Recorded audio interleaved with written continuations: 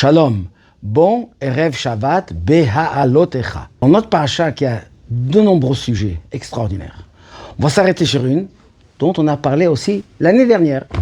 Mais, comme malheureusement c'est toujours d'actualité, et on peut le présenter d'une manière un peu différente que l'année dernière. Alors, il s'agit de quoi? Il s'agit d'un verset qu'on lit souvent quand on ouvre l'Arche Sainte. Et il est dit le verset suivant. Vahi binso Aaron, vayomer Moshe, kuma Hashem veyafutso ivecha, veyanuso misanecha mipanecha. Et ce fut quand l'Arche Sainte voyageait dans le désert, quand on devait se déplacer, Moshe disait, lève-toi, ô Dieu, et yafutso ivecha, que tes ennemis soient dispersés, et que tes haineux se sauvent de toi. Parlons de qui? De ceux qui auraient voulu attaquer le peuple d'Israël. Ils voyageaient dans le désert, on avait des ennemis, et celui qui voulait nous attaquer, eh bien Moshe dit que les ennemis et les haineux soient dispersés. Et là, il y a deux questions. Quelle différence entre l'ennemi et le haineux? Mais surtout, il dit, c'est à Moshe qui s'adresse à Dieu.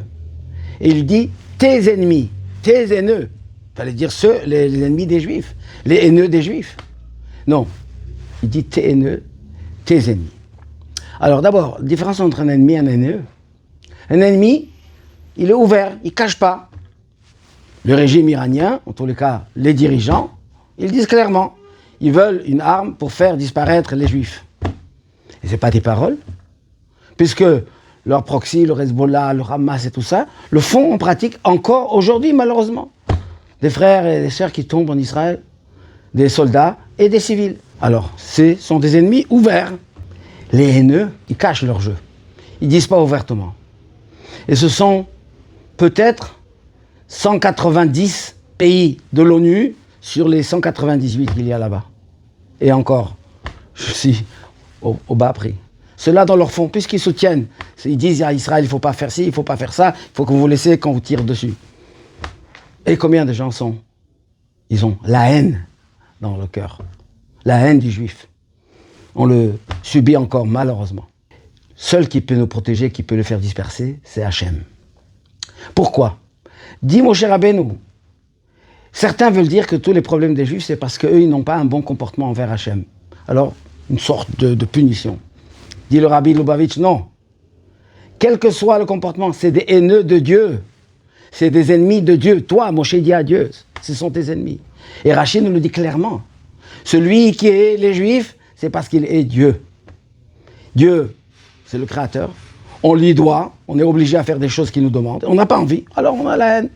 Eh bien, tous les peuples, en fait, même s'ils se disent croyants, ils disent Dieu, ils utilisent quelques noms qu'ils veulent, s'ils sont la haine des Juifs, c'est la haine de Hachem. Parce que Dieu nous aime.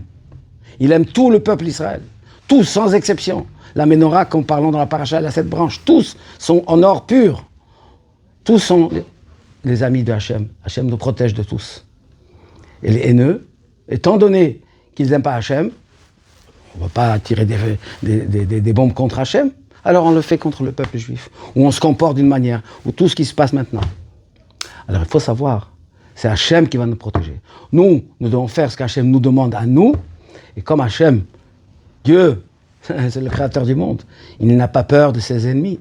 Il n'a pas peur de ses haineux parce qu'il sait lui bien qui est dans le cœur haineux et qui veut faire du mal. Et Dieu nous le protège. Et comme nous le voyons d'ailleurs, et en Israël et ici, malheureusement, on a besoin d'être protégé, mais toute la protection n'a aucune valeur sans la protection divine parce que les ennemis trouvent toujours des moyens que Dieu en préserve. Alors Dieu nous protège, Dieu nous bénit, Dieu nous donnera tout ce qu'on a besoin, surtout la paix, la tranquillité et la simcha, le joie. Shabbat shalom ou mevorach.